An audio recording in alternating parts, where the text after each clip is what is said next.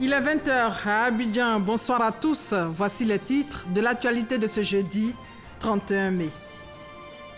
À la une ce soir, les audiences du chef de l'État. Le président Alassane Ouattara a reçu ce jeudi le président de la Commission de l'Union africaine et le premier ministre bissau-guinéen.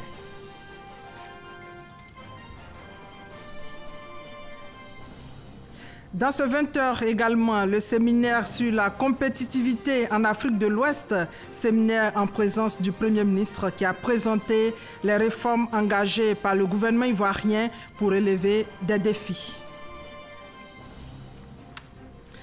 Et nous sommes jeudi, vous aurez droit à votre dossier politique consacré ce soir à l'enrôlement des nouveaux majeurs. Quel enjeu politique pour 2020? La réponse dans ce 20 h.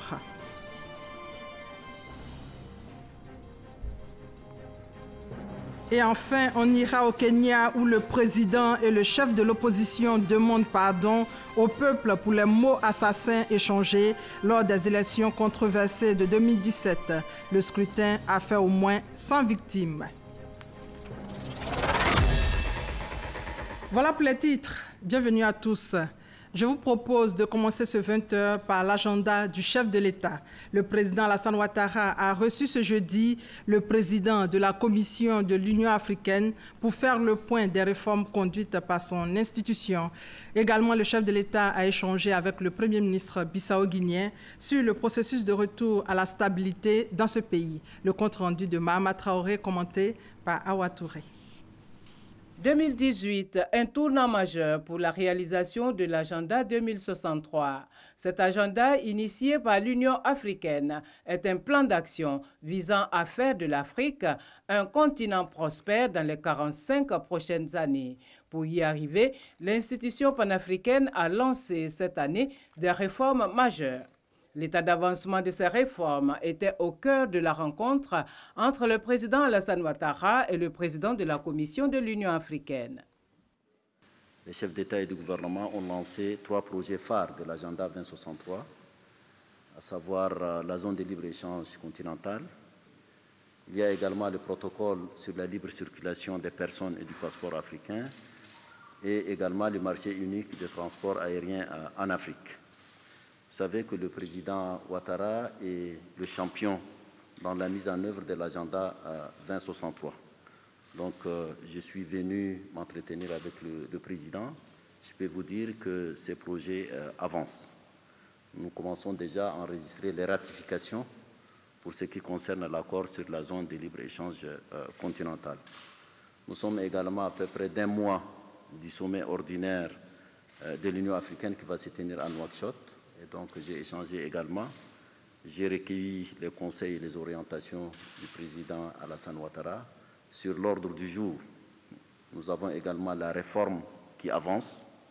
Et je pourrais dire, et j'en remercie chaleureusement le président, la Côte d'Ivoire, qu'il s'agisse des aspects financiers ou institutionnels, est à l'avant-garde de cette importante réforme de l'Union africaine. Le chef de l'État et son hôte ont également abordé l'actualité du continent et notamment l'évolution de la situation politique en Guinée-Bissau. D'ailleurs, le tout nouveau Premier ministre de ce pays est arrivé ce jeudi à Abidjan. Reçu au palais présidentiel, Aristide Gomez affirme que son pays se remet progressivement sur la voie de la stabilité. La Côte d'Ivoire est toujours restée du côté de la Guinée-Bissau et a toujours pu accompagner la Guinée-Bissau dans des moments difficiles. Le président Ouattara demeure toujours la clé de voûte, n'est-ce pas, de ce processus d'accompagnement de la Guinée-Bissau en vue de la stabilisation pour que la Guinée-Bissau puisse se retrouver dans ses efforts de reconstitution de l'État en vue d'un développement économique et social. Pour rappel, Aristide Gomez a été nommé Premier ministre de la Guinée-Bissau le 14 avril dernier à l'issue du sommet extraordinaire de la CEDEAO, Communauté économique des États de l'Afrique de l'Ouest. Le Premier ministre, lui, a ouvert ce jeudi le séminaire régional sur la compétitivité en Afrique de l'Ouest, séminaire qui a pour thème compétitivité en Afrique de l'Ouest, état des lieux et perspectives. Amadou Gon Coulibaly a présenté les réformes engagées par le gouvernement ivoirien pour assurer la compétitivité de l'économie ivoirienne. Le reportage de Jean-Luc Bangbo. Regard croisé de la Chambre de commerce et d'industrie de Côte d'Ivoire et du Forum économique mondial sur la compétitivité de l'économie ivoirienne.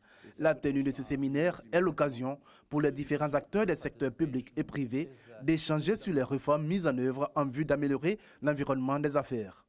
L'enjeu pour nous est bien sûr de doter notre pays d'un avantage comparatif au sein de la sous-région, en Afrique et dans le monde.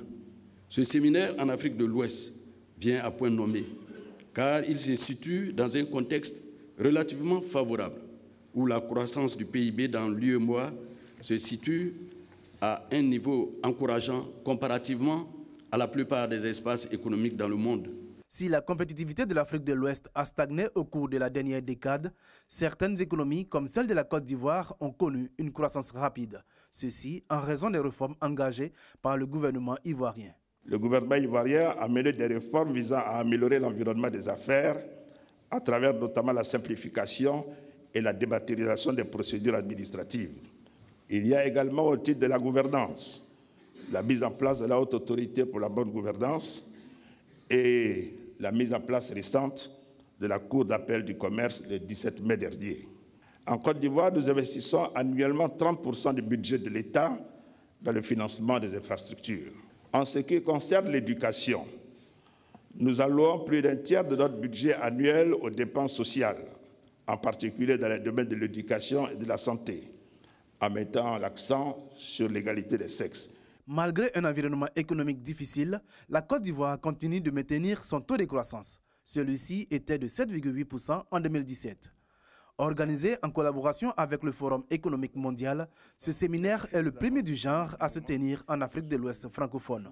Il marque la volonté de cette organisation internationale de se rapprocher de la réalité du terrain et de s'imprégner de l'expérience de ses membres. En bref, le deuxième sujet en économie porte sur la notation financière. C'était la deuxième édition de la conférence Risque Pays Côte d'Ivoire qui a enregistré la présence de plusieurs membres du gouvernement. Le reportage d'Olivier Iriebi dans nos prochaines éditions. Et puis, depuis Yamoussoukro, l'ancien directeur général du FMI, Michel Kandassus, fait une projection du continent africain en 2050. Ce jeudi, il a échangé avec la jeunesse de Côte d'Ivoire à l'Institut national polytechnique Houphouët-Boigny autour du thème « Défi de l'émergence pour la jeunesse africaine ». C'était en présence du vice-président Daniel Kablan-Duncan. Nous y reviendrons également aussi dans nos prochaines éditions. On en vient au dossier politique de ce 20h.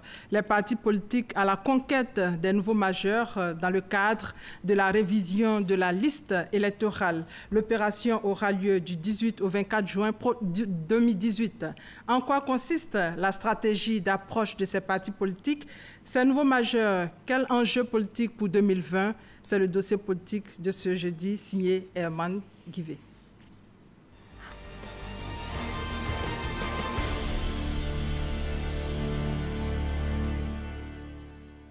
22 mai 2018, commission électorale indépendante, les partis politiques invités à s'approprier la campagne d'explication et de sensibilisation qui s'inscrit dans le cadre de la révision de la liste électorale, avec comme cœur de cible les nouveaux majeurs.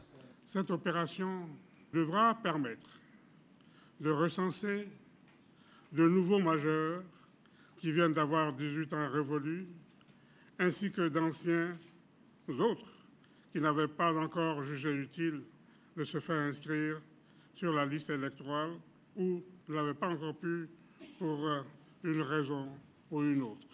Commence alors l'opération séduction engagée par les partis politiques auprès des nouveaux majeurs, cette potentielle population électorale qui a bien conscience du filon d'or qu'elle représente. C'est comme une brique dans une maison. Nous ne sommes pas la maison, mais nous sommes quand même la brique qui sert à construire la maison. Est désigné comme nouveau majeur toute personne qui vient d'avoir ses 18 ans. Mais voilà, quand on a 18 ans, on n'est pas toujours intéressé par les champs de la politique. Bon, en tant que jeune, ça ne m'intéresse pas trop. Mais bon, c'est la vie de la Côte d'Ivoire, donc il faut y participer. Parfois, il y a d'autres présidents qui viennent disent qu'on va venir, on va faire, mais quand ils viennent, on ne voit rien. On voit rien, donc c'est ce qui nous décourage. Que représente cette population évolutive en termes de chiffres? Pour le savoir, direction les locaux de l'INS, l'Institut national de la statistique, ou des méthodes de projection pour envisager ces chiffres à l'horizon 2020 et même 2030 existent sur la base du recensement général de la population et de l'habitat de 2014. En 2018, actuellement, nous devons pouvoir avoir 1 393 070 nouveaux majeurs. Et en 2019, nous devons avoir 1 903 921. Ce qui fait qu'en 2020, tout cela mis ensemble, nous allons pouvoir totaliser avec l'estimation du RGPH 2 407 790. C'est une population importante et qui va se déverser sur l'ensemble des 18 ans et plus, qui va totaliser en 2020 environ 13 894 205 personnes, ce qui représente près de 53% de la population en 2020. 13 894 205 personnes, soit 53% de la population en 2020. De quoi aiguiser davantage l'appétit des partis politiques qui ne lésineront pas sur les moyens pour s'arracher les faveurs de cette manne électorale. Au PDCI, Parti démocratique de Côte d'Ivoire, on se prépare à investir le terrain. Nous nous appuyons sur nos démembrements et nous sommes en train de nous organiser à nous déployer sur le terrain. Et nous-mêmes, nous avons, au niveau de la jeunesse du PDCDA, nous avons une caravane, nous avons une grande réunion et à partir de cette réunion, la semaine prochaine, nous allons envahir le territoire à partir de Dabou. Au Rassemblement des Républicains, côté rue Le Pic, les rencontres entre collaborateurs s'enchaînent, les propositions d'approche se multiplient. Aujourd'hui, de plus en plus de jeunes s'intéressent à tout ce qui touche la vie de la nation, tout ce qui les touche directement ou indirectement, mais ils le font soit à travers les réseaux sociaux ou à travers la participation à des activités autres. Mais tout cela n'aura de sens que s'ils sont réellement électeurs. Nous avons eu une série de réunions, des manifestations de sensibilisation sont en cours, les différents départementaux du RDR ont été instruits par la direction du parti pour prendre toutes les dispositions dans les différentes localités et faire en sorte que le maximum de nos sympathisants au nom du RDR et du RHDP soient inscrits sur la liste électorale. Côté UDPCI, on a bien conscience du volume électoral que représentent ces futurs électeurs. Le sujet est d'une importance capitale et ils ont choisi de mettre en exergue l'expression de l'acte citoyen. Pour l'UDPCI, c'est une frange importante de la population qu'il faut écouter, dont il faut tenir compte, qu'il faut inclure dans l'offre politique à faire aux Ivoiriens. C'est pour ça que nous organisons des missions, vont partir sur le terrain, non seulement pour les sensibiliser, mais aussi pour amener nos responsables locaux à les prendre en charge dans tout le processus qui conduira donc à la révision de la liste électorale. Des nouveaux majeurs, conscients et bien au fait des attentes du politique. Ça consiste d'abord à s'inscrire, nous jeunes qui avons l'âge de 18 ans, qui sommes propres à voter, aller aux urnes et donner la voix au président que tu veux qu'il soit élu. Un langage en adéquation avec celui des partis politiques, campagne de sensibilisation et de proximité intensive. Le regard de notre expert. Les partis politiques, pour intéresser la jeunesse, puisque c'est le plus grand défi, vont essayer de mettre en place un système de sympathie. Alors la sympathie, pourquoi? Parce que les jeunes sont sensibles à tout ce qu'il y a comme discours empathique, notamment pour comprendre les difficultés, les aspirations. Il faut cette fois-ci tenir compte de nouveaux paramètres. Cette jeunesse est une jeunesse instruite, assez critique, et qui jugera d'abord les partis politiques sur la base de leur programme politique. Que convient-il de dire ou de ne pas dire, de faire ou de ne pas faire? Comment intéresser de ce point de vue-là les jeunes à la politique? Il faut que les partis politiques aient la capacité de pouvoir prononcer un discours empathique, qui n'est pas moralisateur, comme d'habitude. Il faut un discours qui se rapproche de la jeunesse, de sa culture, de son langage, de ses aspirations politiques. Et chez les jeunes, il y a une volonté générale de s'impliquer aussi dans la vie politique. il faut en tenir compte. Ils seront ménagés et courtisés au regard de ce qu'ils représentent dans la balance électorale. Des nouveaux majeurs qui voudront également participer au développement de leur pays, la Côte d'Ivoire. J'aimerais que mon pays soit comme les autres pays développés, encore plus même s'il le faut. Parce qu'en Côte d'Ivoire, c'est vrai, notre pays, le président il est en train de travailler, mais on aimerait qu'il double encore d'efforts. Parce que tout le monde, on dit Paris, Paris, Côte d'Ivoire aussi peut être France, Côte d'Ivoire aussi peut être Paris. À cause de tout ça, moi, je veux voter. Des nouveaux majeurs qui ont fait le choix de ne pas seulement représenter des chiffres sur un diagramme, mais de devenir surtout une force de décision et de proposition pour les potentiels courtisans. Voilà, c'était le dossier politique consacré aux nouveaux majeurs. Quel enjeu politique pour 2020? Dossier signé Herman Guivet. Dans ce 20h, il faut savoir que les informations concernant le transporteur, la marchandise, le lieu de chargement et la destination sont inscrites dans un document appelé le document unique de transport. Il est obligatoire à chaque voyage à l'intérieur et aux frontières de la Côte d'Ivoire. Le DUT est en vigueur dès le 1er juin. Cérémonie de lancement aujourd'hui à Abidjan avec Justine Sey-Djiké.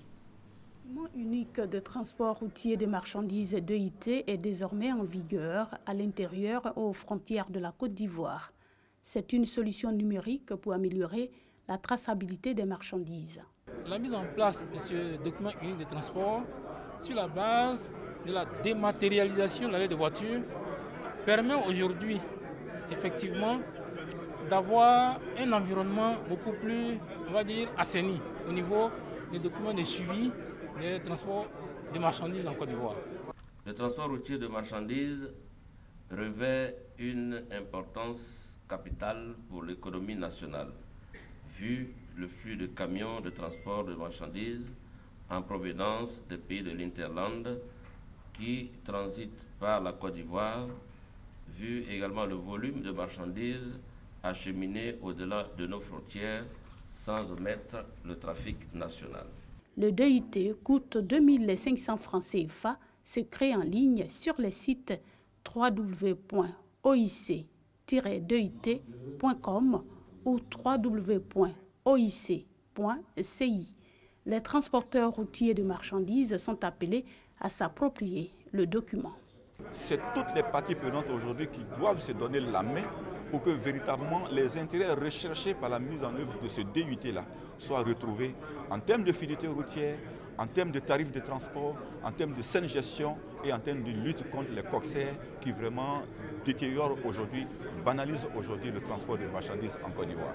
Les propriétaires de marchandises saluent la création du document mais sont sceptiques quant à la mise en œuvre pratique. Nous sommes les premiers concernés par rapport aux transporteurs, parce que c'est nos marchandises qui sont transportées et c'est nous qui payons.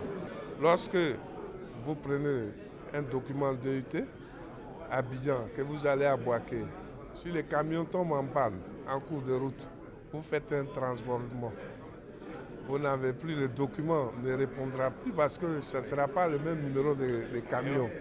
Qu'est-ce qu'il faut faire? Il faut prendre nos documents en lieu et place ou bien continuer avec l'autre document.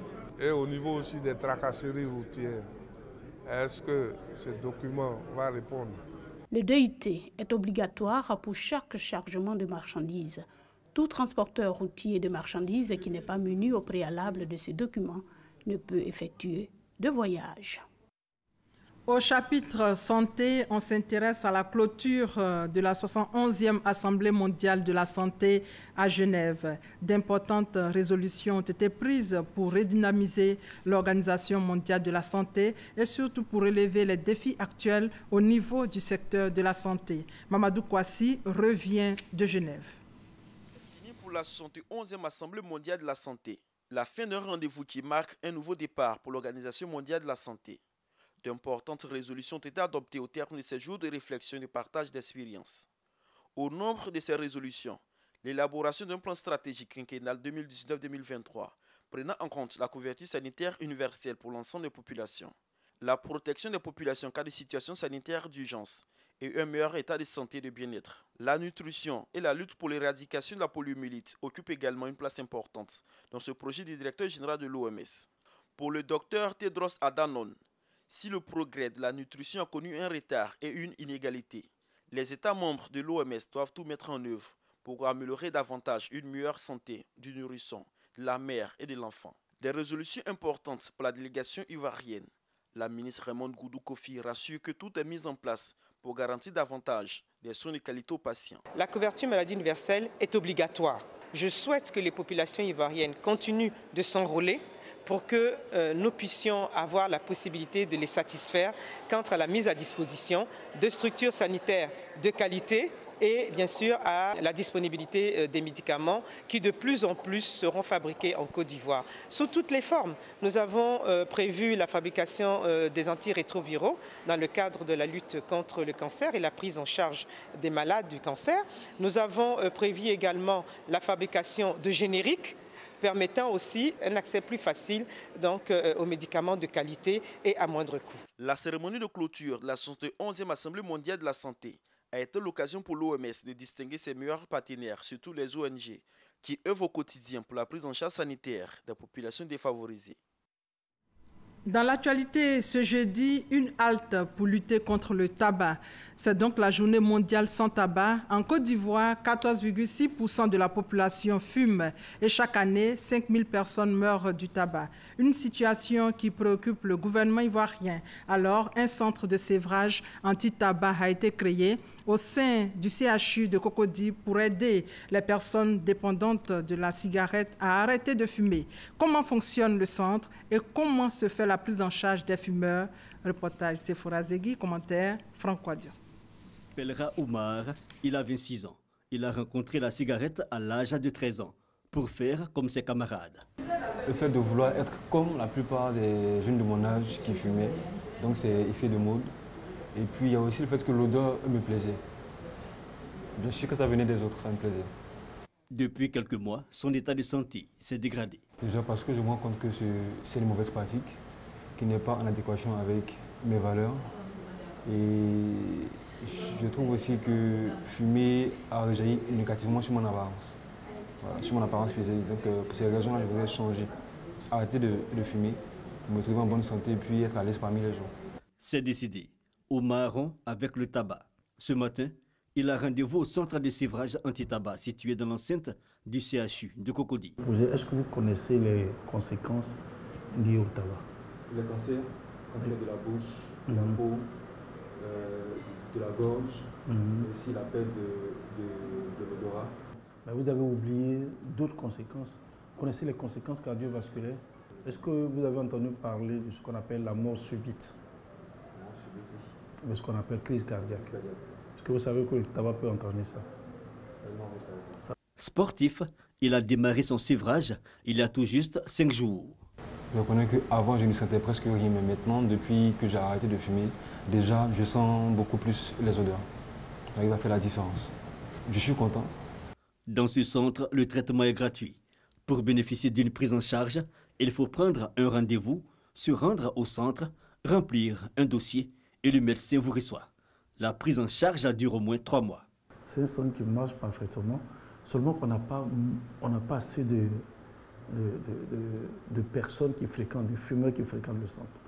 Sinon, ça marche. Ce que nous avons commencé, au début, on était un peu, peut-être à 25% des sévrés, mais je pense qu'on est monté avec le temps, on est monté aux alentours de 50 à 60% de sévrés.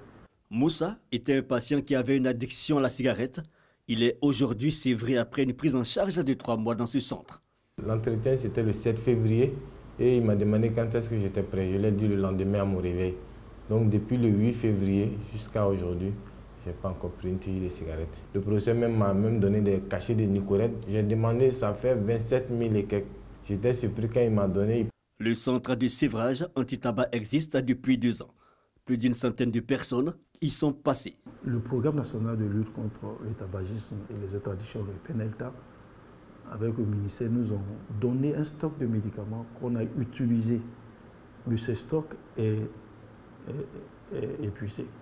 Du coup, les malades qui viennent, on ne peut pas, même quand on a besoin de leur donner les médicaments, on ne peut pas.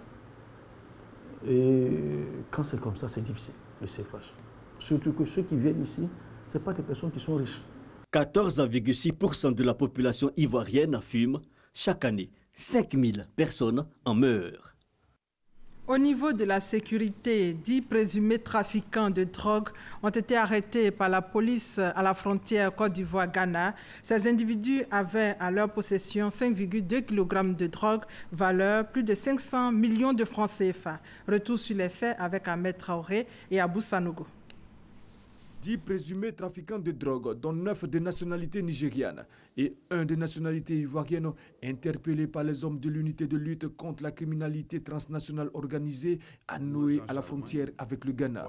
En leur possession, une substance qui s'apparente à la cocaïne, le tout d'une valeur de plus de 500 millions de francs CFA. C'est l'information qui ressort de la conférence animée par le porte-parole de la police nationale. Toutes les structures de lutte anti-drogue de la sous-région,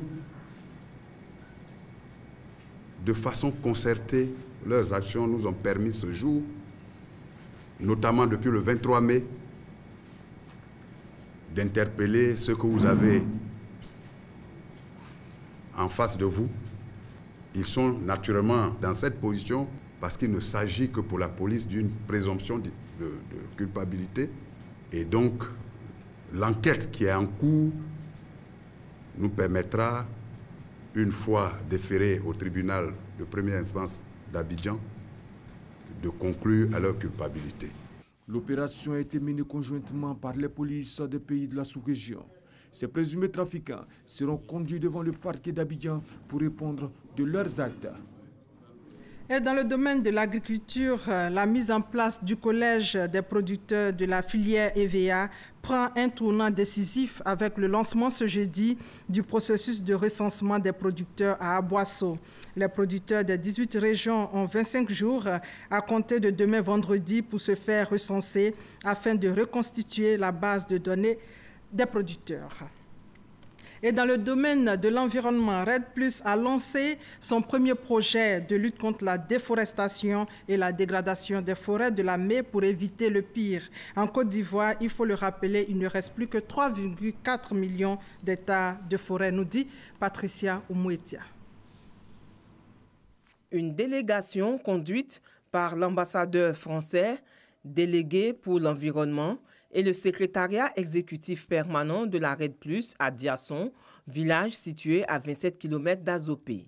Dans la mise en œuvre du projet RED+, dans la région de la Mai, Diasson fait partie des 7 villages qui bénéficient du projet agriculture zéro déforestation. La délégation a donc eu des échanges avec la notabilité sur le développement participatif et la contribution des populations à la gestion des forêts. Randonnée en forêt sur cette parcelle de 3 hectares, 1 hectare de terre en jachère pour accueillir 400 pieds de cacao biologique. L'objectif est de réduire d'au moins 80% la déforestation liée à la cacaoculture à l'horizon 2030. La stratégie nationale s'appuie essentiellement sur une approche filière et une approche territoriale. Et l'approche territoriale consiste à renforcer les capacités de toutes les régions de la Côte d'Ivoire afin que ces régions s'investissent pleinement et de façon autonome dans la politique et dans la stratégie RED+, de sorte à ce que ce transfert de compétences, de connaissances que nous sommes en train de développer avec l'appui de nos partenaires puisse bénéficier à toutes les populations. La Côte d'Ivoire a adhéré au mécanisme RED+ en 2011. L'objectif de la stratégie nationale RED+ est entre autres de reconstituer 5000 hectares de terres dégradées en réintroduisant la forêt au cœur des paysages ruraux à travers la promotion du reboisement et de l'agroforesterie.